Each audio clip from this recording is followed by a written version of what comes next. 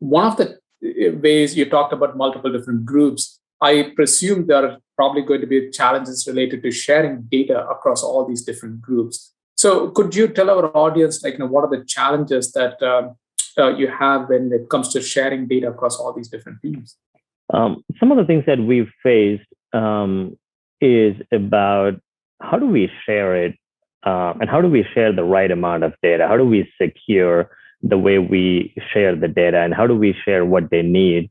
And then looking at the overall life cycle of data, and after they use it, how do we destroy it? Because we definitely don't want to have data duplication being done across. And where do we land data before we share it? The more places you land, the more governance that you're going to have to work through. So we're creating solutions in our enterprise data warehouse with data sharing capabilities that within our associations and external to our associations, they can actually share. We're giving them read capabilities or the capabilities that they need to look into the data that they need and access it. At the same time, we're pretty confident that it is actually protected. It is encrypted, so we're not necessarily disclosing information if we don't have to. Okay. That's very well said. I like the aspect, like the more you duplicate the data, more it increases the governance aspect of that. So one of the areas that I've actually listened to analyst firms such as Gartner, for example, they're promoting a lot of these logical data architectures, right? And the whole notion of the logical is there is no physical replication of the data. You just, what they saw is to connect to the data wherever it is and bring it together virtually rather than having to physically replicate it. What are your thoughts on that particular aspect of logical data architectures? The logical data concept has been there for a while. I believe we're talking more about it, and then the physical data is where people really use it. Some of the things that we've explored or we want to explore is how can the logical data connect with the business. So to start thinking about what are we trying to do? How are we trying to help our business continue to grow the market share, improve our customer experience, and create that operational excellence? Those are the three things that we strive, in our business to do it, and also continuing to make our customers successful, our producers successful in maximizing their yield. So when we start thinking about it, what are the business capabilities that we want to address, and how do you map those capabilities into data structures that actually create those virtual layer of information that can be presented to our business teammates to do analysis?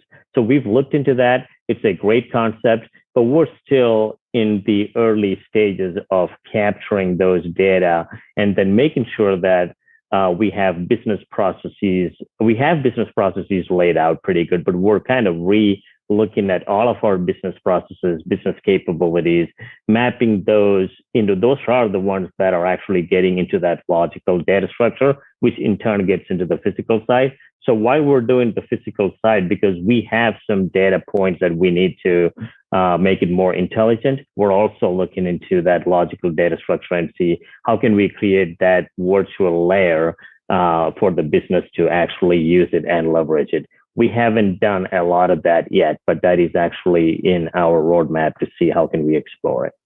Gotcha. Well, that'll be a great way to kind of progress. So in the absence of having such a one, would you say like the business users have to go to different places to grab the data, or do you have a unified data repository or something they can go to?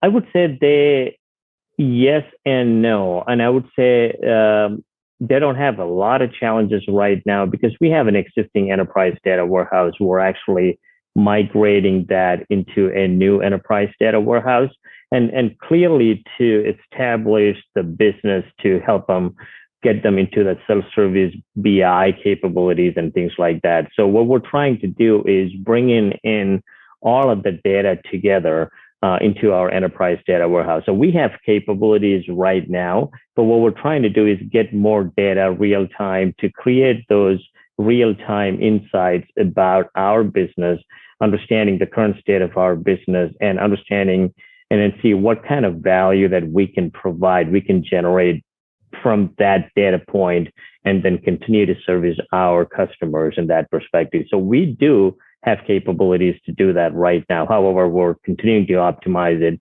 bringing in real-time feeds, creating information mods, and creating those intelligent data assets within our new enterprise data warehouse. Gotcha. So for the new enterprise data warehouse, are you kind of looking at cloud as being the place where you will have the new enterprise data warehouse? We have actually we have hosted that actually on a cloud. It's a cloud enterprise data warehouse, and we're taking some of the functionalities within that enterprise data warehouse where the data is already encrypted, so we don't have to worry about encryption there, and we have a little bit more control over providing capabilities for the business side.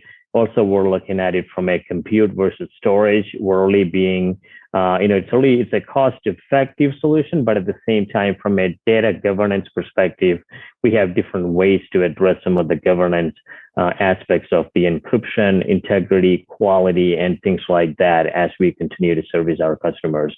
So yes, we are hosted in cloud.